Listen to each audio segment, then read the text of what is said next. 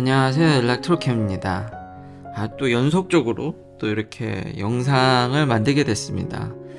테슬라 관련 얘기긴 한데 오늘은 약간 좀 확장된 이야기를 해볼까 합니다. 간만에 친한 유태인 친구하고도 지금 이스라엘에 있는 친구하고도 전화를 하게 돼서 이런저런 또 그런 확장된 재미난 이야기를 조금 해볼까 합니다. 시작하기 앞서 댓글 남겨주셔서 감사합니다. 뭐 응원이라든지 틀린 부분이라든지 아니면 뭐 궁금한 점이라든지 다 감사드립니다. 테슬라가 워낙에 마케팅이라고 해야 되나, 장사를 가격도 막 시가에 팔고 이렇게 많이 바꾸다 보니까 이제는 전략이 다양해지다 보니까, 그쵸, 제가 이제 모델 X를 산 이후로는 이렇게 크게 그 전에, 그쵸, 그 모델 X도 사실은 이제 FSD를 트랜스포를 해주는 것 때문에 제가 사게 된 건데, 이제 디테일하게 쫓아가기가 좀 힘든 부분이 있어서 이 채널은 이제 다 정보를 알려드리려고도 하지만 또 사실은 디스커션이 주다 보니까 언제든지 의견 다 환영합니다. 그리고 그 교통사고를 처리하면서 이제서야, 사고 난 지 한 3개월이 지났는데 이제서야 카페이가 끝났고요. 아직도 좀 더 남은 프로세스가 진행 중입니다. 참 느리죠? 느립니다. 특히 캘리포니아라서 더, 그러니까 테슬라 보험이 워낙에 타이트하게 운영되는 것도 있지만 캘리포니아라서 더 느려지는 것도 있고, 최근에 여기 보험료가 무지막지하게 올랐습니다. 올해요, 특히. 이번에 다시 또 왕창 올리는 것 같은데 50% 넘게.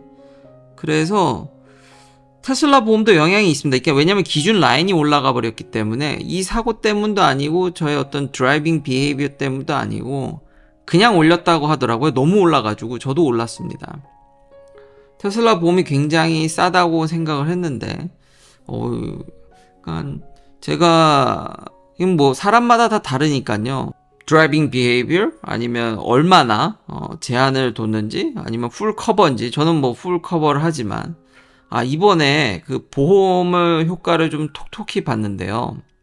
제가 이게 뺑소니로 처리가 됐는데, 버려진 차인데 그 차 주인도 행방불명이고 소유, 이게 도난인지 아닌지도 모르고, 보험은 있지만 익스파이어 돼서 지금 경찰이 막 주인도 아직도 찾고 있고, 아직도요.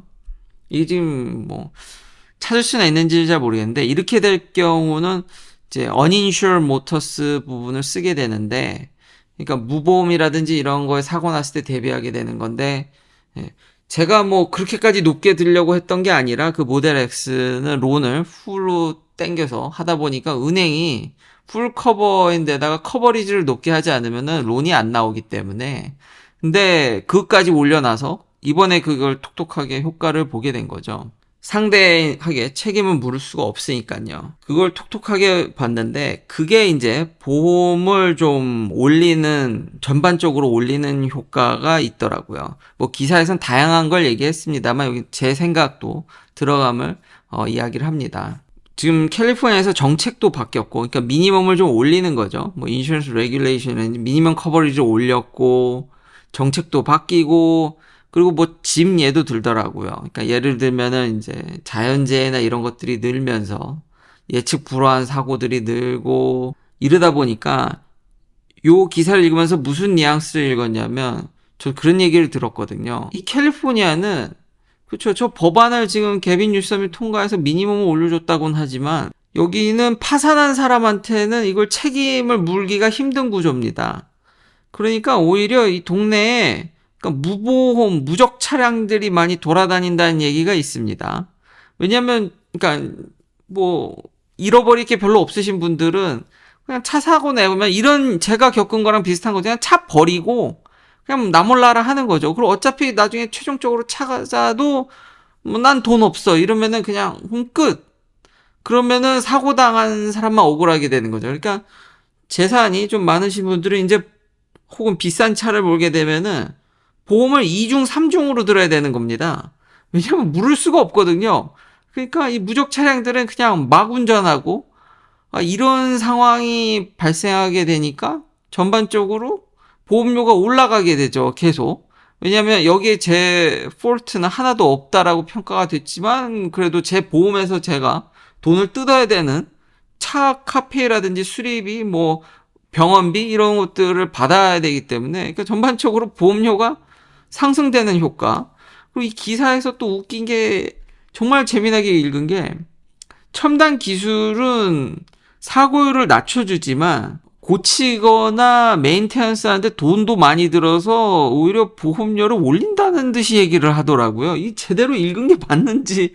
아니, 첨단 기술이 사고를 줄여주지만 그거를 수리하고 이러느라고 돈이 오른다. 아, 그래서 이거를 생각하다 보니까 이 로보택시가 이거는 좀 챌린징 하겠구나.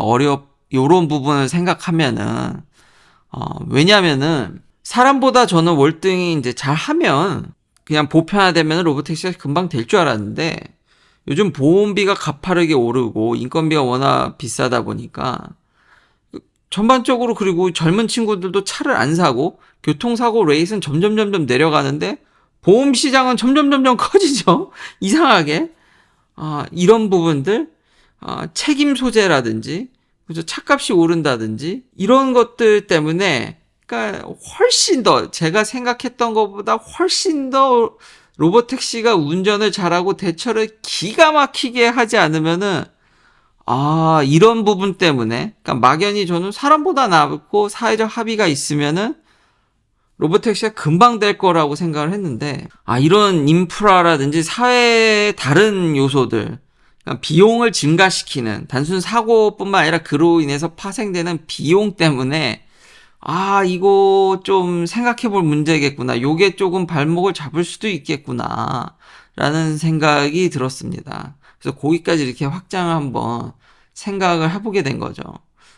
그래도 저는, 인공지능이 저를 운전해서 잘 보호해준다라는 것에 대한 믿음은 여전히 어느 정도 사고가 났음에도 기술이 발전하면 발전할수록 운전을 잘 도와준다는 믿음은 저는 아직 버리진 않아서 결국 개개인이 차를 사고 당분간은 정말 이게 잘 보조하는 진짜 끝내주게 보조해주는 그러면서 저도 어느 정도 비용 절감을 느끼거든요.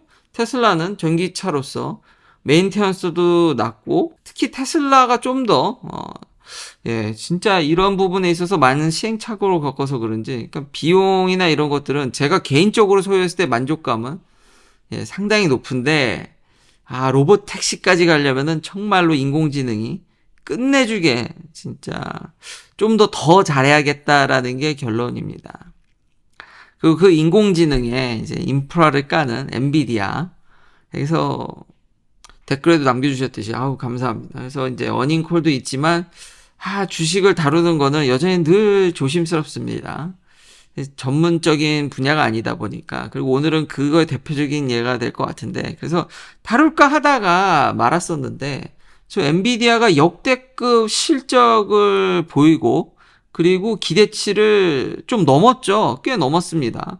뭐 일각에서는 생각만큼 못 넘어서 오늘 주식이 하락했다는데 이게 말이 되는 소리인지 참 실적을 기대치보다 상회를 다 해도 생각보다 상회를 못하면 내려가. 이 참 코에 걸면 코걸이고 귀에 걸면 귀걸이인데 왜냐면 장후에 거의 7% 가까이 그러니까 오늘 떨어진 데다가 애프터마켓에서 더 그 상폭이 진짜 떨어진 폭이 장난이 아니다 보니까 이게 말이 되나. 근데 현업에서 돌아가는 거를 이렇게 느끼기에는 제가 어제도 얘기했듯이 HBM이 그게 그렇게 팔릴 물건이 아니었다라는 그렇게 비싼데 이걸 사간단 말이야?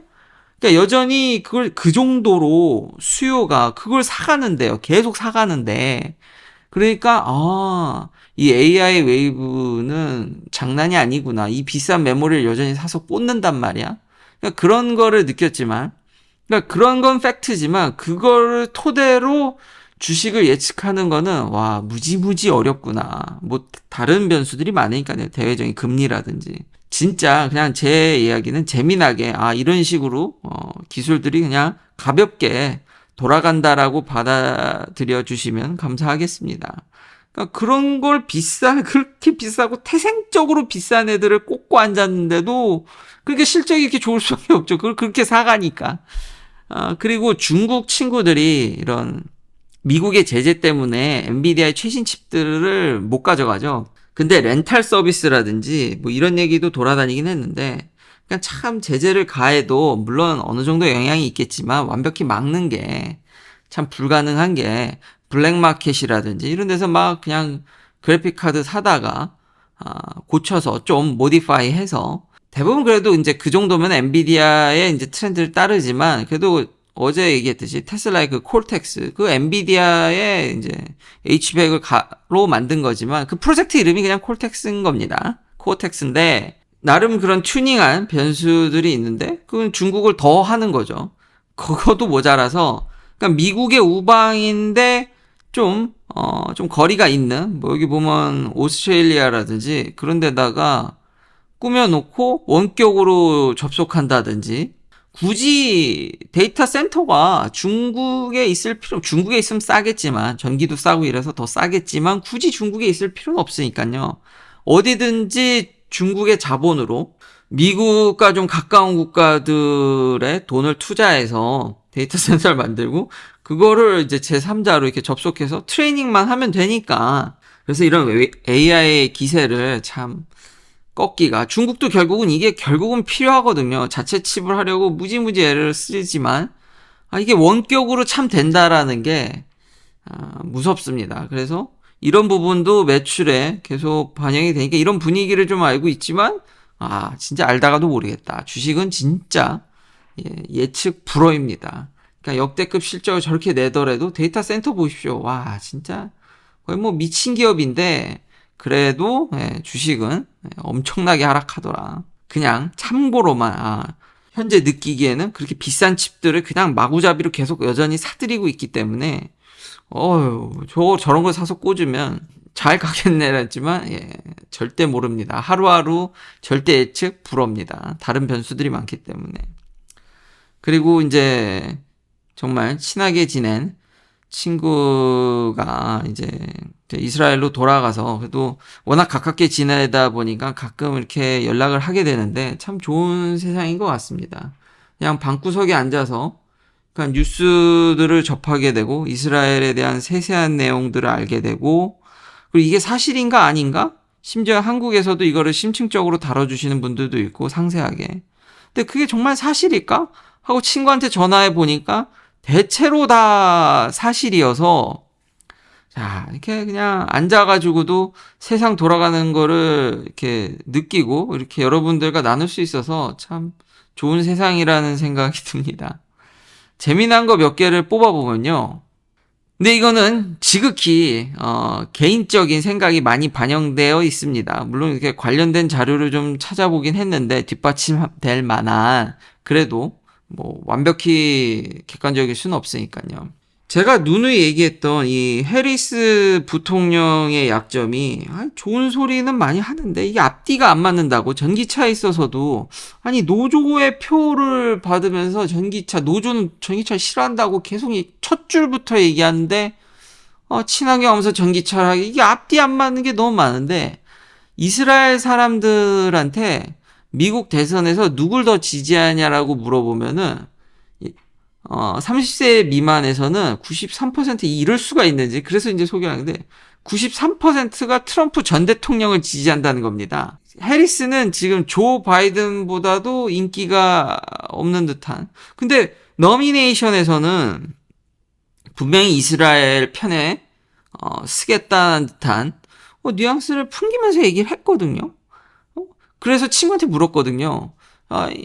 그런 식으로도 공식적으로도 서포트를 하겠다라는 듯한 얘기를 했는데, 뭐 좀 차이가 있을 수는 있지만 누가 되든지 결국 이스라엘을 도와주지 않겠냐라고 얘기를 하니까, 트럼프 전 대통령 언프레딕터블 하지만 있는 제가 지난 영상에 했듯이 좀 더 투명하고, 해리스는 말은 저렇게 하는데 지금 그 중동 아랍권의 바이든 대통령과 함께 그 하는 행동들이나 이런 거는 판이하게 다르다는 겁니다. 말과 지금 행동이 달라서 그거를 이스라엘 국민들이 대부분이 느끼고 있다라는 겁니다. 그러니까 유일하게 지금 해리스랑 트럼프가 타이가 되는 거는 65세. 그러니까 65세 나이 드신 분들한테 가도 비등비등해지는 거지 절대 해리스가 우세하진 않. 물론 이분들이 뭐 미국에 투표권이 없기 때문에 크게 왜 그런 건 아니지만 단지 이제 동향을 알 수 있다라는 거죠. 그래서 요게 재밌어서 저도 전기차를 보면서 그런 부분들이 이거 찜찜한데라는 생각이 여기서도 이렇게 나오는구나라는 게 이렇게 동질감을 느껴서 한번 가져왔습니다. 그러니까 제가 이야기하고자 하면 충분히 이해가 되셨을 거라는 생각이 듭니다. 이게 좋은 말은 많이 하는데 이 행동을 보면은 이게 이게 그리고 지금 이스라엘의 인구 문제, 데모그래픽 프로블럼이죠. 이것도 대체적으로 사실이더라고요. 예전에 제가 OECD 국가 중 여기 이스라엘의 birth rate는 3입니다. 3. 한국은 0.7이 깨지나 마나 그런 얘기가 돌던데 진짜 무섭습니다. 그거 정말 우습게 알면 안 되는데 그게 AI나 로봇의 발전 속도보다도 한국의 출산율이 내려가는 속도가 더 빠른 것 같아요. 너무 빨라서 진짜 국가적 재앙인데 참 아직도 딱히 그렇게 심각하게 생각을 안 하는 것 같아서 참 안타까운데. 그러면서 이스라엘을 제가 부러워했거든요. 3이고 2024년 6월 기사에 봐도 2.9입니다. 한 여성분당 거의 3명에 가까운 아이를 낳는 거는 그래서 이 나라는 인구 문제도 그냥 부럽네 라고 했는데 사실 그 안에는 문제가 있죠. 이것도 대체적으로 사실인 게 하레디인가요? 발음이 틀릴 수 있습니다. 그러니까 종교적인 분들, 그러니까 완전 올소덕스 유대 종교 극단주의자들, 종교만 하고 그냥 맨날 바이블만 읽고 걔네 바이블이죠. 그분들의 바이블만 죽어라 공부하고 이분들이 애를 많이 낳습니까? 속세에 있는 유대인분, 제 친구 같은 분들은 그래도 그 친구도 애를 많이 낳는데, 근데 그분들은 애를 잘 안 낳는다고 합니다. 그래서 인구 구성이 그 종교적인 분들만 늘어나는데 이게 왜 문제냐면 이분들이 일을 안 합니다. 이게 사실이다. 이스라엘에서 굉장히 큰 문제라는데 동의를 하더라고요. 일을 안 하고, 그러니까 사회 보장금만 이제 뺏어가고. 초기에는 별 문제가 없었죠. 이분들 인구가 워낙 적었으니까 그래 니들은 종교적으로 살아라 하고 그냥 좀 보호해주는 그런 의미였는데 이분들이 애를 워낙 많이 낳다 보니까 이제 인구수가 무지막지하게 늘다 보니까 그리고 투표는 하거든요. 미치는 거죠. 근데 이분들이 이제 네타냐후 총리를 지금 그분도 문제가 많은데 근데 이제 밀게 되면서 자기들의 그런 이권, 그러니까 일도 안 하고 군대도 안 간답니다. 그러니까 미치는 거죠. 완전 사회. 이 친구가 그러더라고요. 이게 민주주의가 어떻게 된 게 이게 악마만 승리하는 것 같다고 막 그런 얘기도 하더라고요. 그러니까 오죽하면 근데 정말 심각하다고 하더라고요. 그것도 사실인데 이것 때문에 그러니까 이스라엘의 인구가 늘지만 그 안에는 전혀 도움이 안 되는 인구가 계속 늘고 있기 때문에 이게 시간이 지나면 아랍 국가들이 유리한 거 아니냐. 그러니까 지금이 이스라엘의 전성기고, 지금 이스라엘이 지금 뭔가 조치를 하지 않으면은, 특히 이제 해리스가 만에 하나, 이제 집권하게 되면은, 정말로 너무나도 힘들어. 지금 이스라엘 국민들은 그래서 다 트럼프 전 대통령을 지지하는 건데, 정말 힘드니까 이때 지금 자꾸 무리수를 두는데, 이스라엘이. 그렇기 때문에 그렇다는 거에 대해서는 약간 제 친구는, 약간 시간이 지나면, 그러니까 이스라엘이 불리해진다라는 것에 대해서는, 100%는, 완벽히는 동의를 안 하더라고요. 그래서 이게 사회적으로 너무 큰 문제라는 걸 이미 인식을 해서, 지금 온갖 지원책을 다 끊고 있고, 군대라도 안 가면은 감옥에 보내고, 근데 감옥이 지금 막 꽉 차, 거기도 감옥 문제. 그러니까 이분들이 막 그냥 감옥을 간답니다.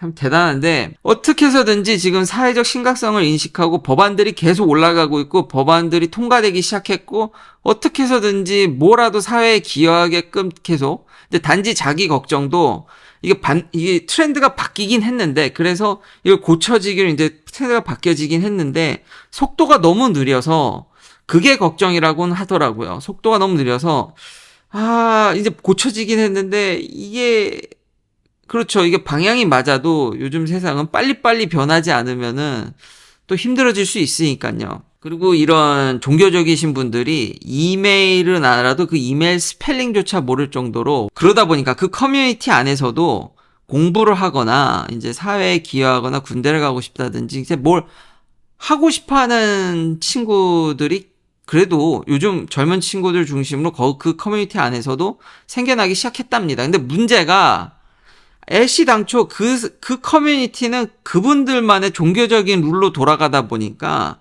뭘 하고 싶어도 그러니까 기본적인 교육조차 받질 않다 보니까 아예 사회에 부적응자가 되다 보니까 성인이 되거나 청소년기에 그걸 깨우쳐도 빨리 깨우쳐도 사회에 적응하기 위해서 그걸 다다시 이제 배워가는 그 과정이 너무 고난이고 너무 시간이 오래 걸리다 보니까 그것 때문에도 지쳐가지고 포기하고 돌아가는 사람들이 꽤 있다라는 얘기도 해줬습니다.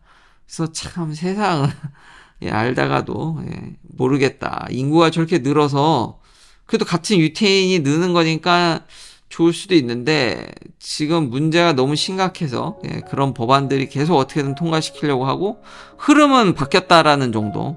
그러니까 시간이 지나면은 그냥 이대로 그러니까 아랍 국가들이 뭐 그냥 마냥 100%뭐 유리하다라고 얘기하기는 예, 그 부분은 살짝 수정이 필요할 것 같은데 근데 이스라엘도 이게 트렌드가 느리다. 그리고 그 안에 있는 커뮤니티 내에서는 워낙 그분들 룰로 살다 보니까 거길 벗어나고 싶어도 어렸을 때 기본적인 교육조차 제대로 받질 않다 보니까 이게 나오기가 쉽지 않다라는 게 정말 충격적이었습니다. 긴 영상 시청해 주셔서 감사합니다. 다음도 테슬라 관련 이야기들로 찾아뵙겠습니다.